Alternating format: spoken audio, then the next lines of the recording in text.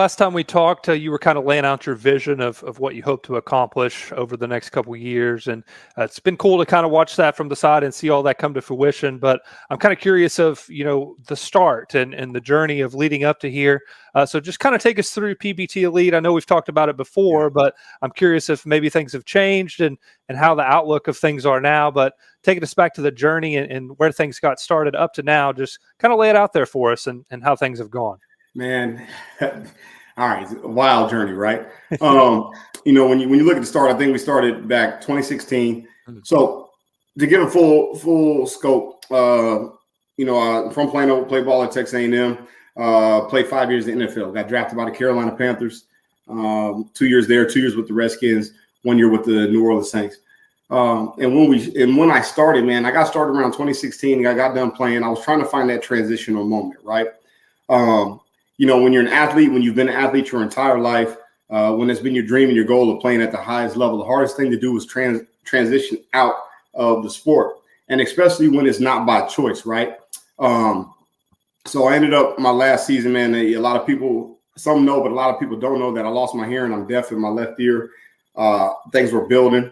I was in a contract year. You lost out on a lot of things, couldn't pass a lot of physicals. So I was kind of, forced out, not by my own accord, right?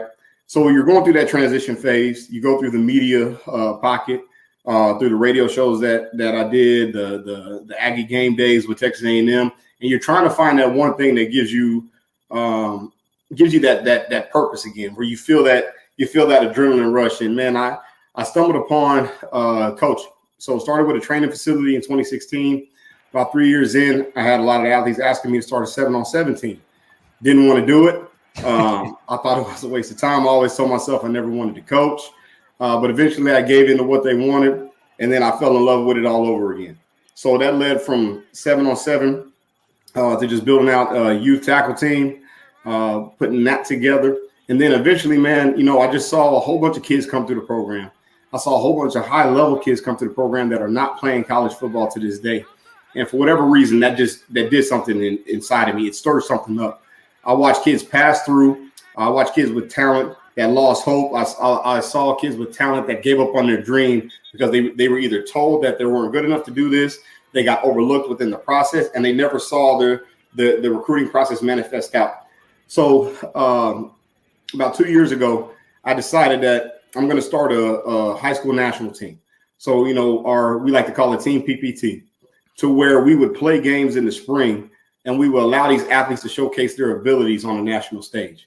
There was too many guys that I saw come through the program, too many overlooked players that just didn't have the opportunity to showcase themselves. They got lost in the process.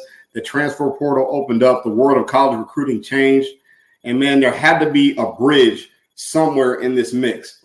And when you look at, the transfer portal, which we can get into at a later time, man, it was taking away a lot of scholarship offers from players. Right. So when we started the program in the spring of 2022, we went out, we played 2 games in the spring during the recruiting cycle window, and we ended up having 5 guys get scholarship offers off the game. And, man, it's just been something that I wanted to build on from there. I think the future of football is moving that way. And, man, just the transition from where I started to where I am now, man, it's really cool to see. It's part of the overall vision that I had, man, and I'm looking forward to what comes next.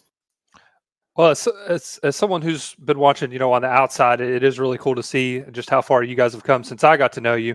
And since then, even wow, in the last year or so, the landscape of college football has changed so much. And